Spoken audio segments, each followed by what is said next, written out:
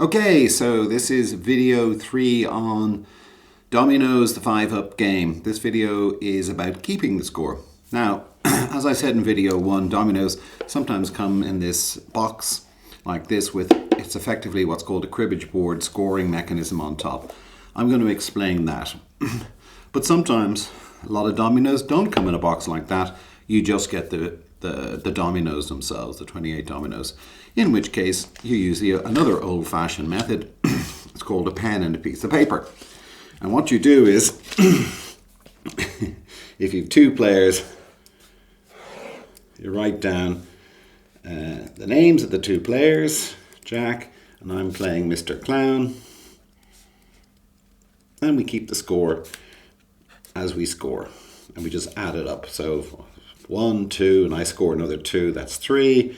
And then if he scores 1, and then if I score 4, it's 7, so on and so forth down to 61. And remember, at the end, at 61, we play out the hand. I'm going to explain that. So you use either a cribbage board or a pen and a piece of paper, 2 players, 3 players, or 4, or 2 teams of 2. Okay, so that's that. The other thing is, notwithstanding that, it's still a good idea to have one of these, which is a piece of paper. Now, whether you use this one or the notebook is the same. Not for keeping the score, but for keeping, if you're playing for points. As I said, this is a gambling game. There's a different video, we'll look at that. But you actually want to write down what you and the opponent agree at the beginning of the game for the dollar amount or euro amount of the points that you're playing for. So there's no dispute at the end.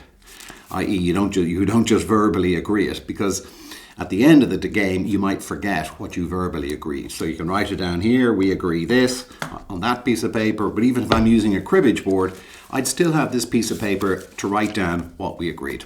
Okay, so I'm going to now go and have a look at scoring using the cribbage board. Okay, let's take a look.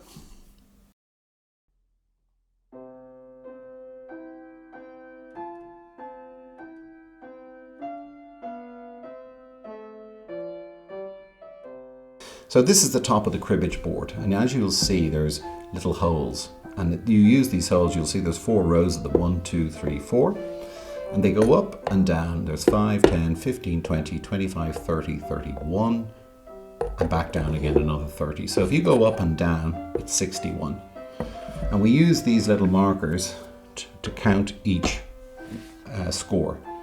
So if in the game of 5 up you score 1, you put 1 on the board, and you continue up 5, 10, 15, 20, 25, 30, 31, and back down again, and the first person who gets up and down wins the game. Now at the end of the game, you also finish out the hand, and that still counts in relation to the final points in the game, but that's a separate, I'll get to that. So to win the game, you score individually as you go up and down, and you have enough here for 4 players. Now you'll notice, as I showed earlier, that there are actually 2 little silver markers. Now why are there 2? 1, 2. That's because instead of just having 1 and moving it when you score 3, you go like that. The problem with that is you can't really see, the other player can't see if you're cheating. While if you actually have 2 and you hop over them, you can see your old score. In this case 4, you added 2, 5, 6. So I know you got 2 points, and I can see you haven't cheated. So in fact we use 2 when there's 2 players, and we hop over as we go up and down the board, so both players can see whether the other person is actually moving the little pin correctly. And that's really how the scoring happens on the cribbage board. So as you're scoring during a game of dominoes, you move and hop this little fella over one another, and you can see here I've just scored 1 because it's moved 1.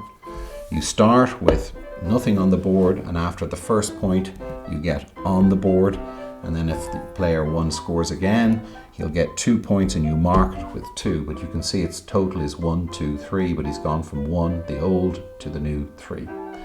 And this guy goes up to 31 and back down again to 0. You can do a half game. Instead of playing to 61, you can just play a half game. And a half game is exactly the same, but it's the first person to 31. And the full game is the first person who goes up to 31 and back down to 61. And the person who gets there first wins the game. And that's how you keep the score in dominoes.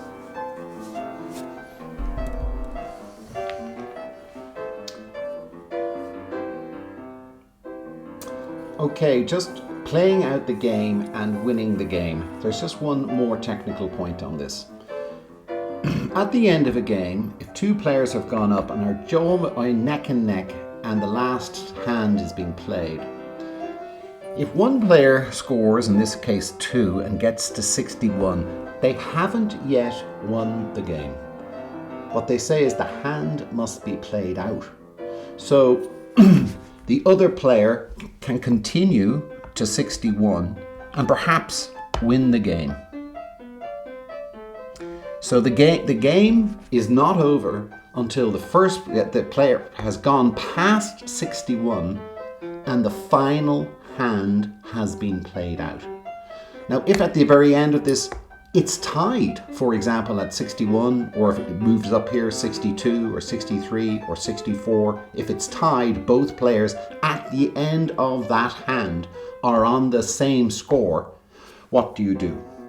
Well, if there's two players, what we call a two-handed game, then 2 additional hands must be played. So the game is not over. If you're both tied at the end of the last hand, let's say on 61 or 62 or 63, you have to play not 1, 2 additional hands. And in a 3-handed game, you have to play 3 additional hands. And in the 3-handed game, that's when there's 3 players, if 2 players are tied for the game, the third player also plays in the playoff. So, as I say, to repeat, you go up and you come down and you get to 61. The game is not over until that hand is played out.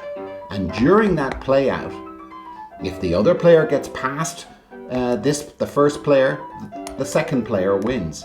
If they're both tied at 61 or 62 or 63 or 64 in a 2-handed game, 2 more hands, complete hands, have to be played and scored.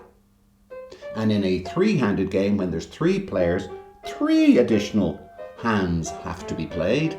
And in that instance, if 2 are tied, the third player also plays in the playoff. So that's how we score in a game of Dominoes 5 Up.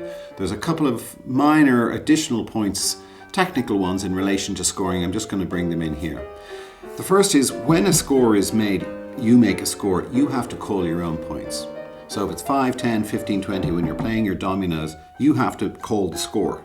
It's not up to the opponents to do it. The second thing is either player can move these their or their opponent's pins, whatever you decide. There is no specific rule on that. Third point is, suppose when you make a call, you say, 25, 5 points to me, and it's wrong, it's an error, but nobody else notices it. It stands unless someone calls it up until the next domino is played. So it's up to the opponents to see the error, but if a domino has been played, it's too late to call it. So that's why you've got to pay attention. And as the dominoes game is played quickly, you have to pay attention. And you have to call the errors of your opponent. The final one is if an error is made on the scoring board, it's up to the opponents to see the error. And it can only be called before the next domino is played. So errors need to be called before the next domino is played, or the errors stand. And it's the responsibility of the opponents to see the errors being made by another player as they're played. Little extra technical things there on scoring. So we're going to move on now to the beginning of the game. It's called The Boneyard, and we'll see the opening up of the game and how that works. Stay tuned.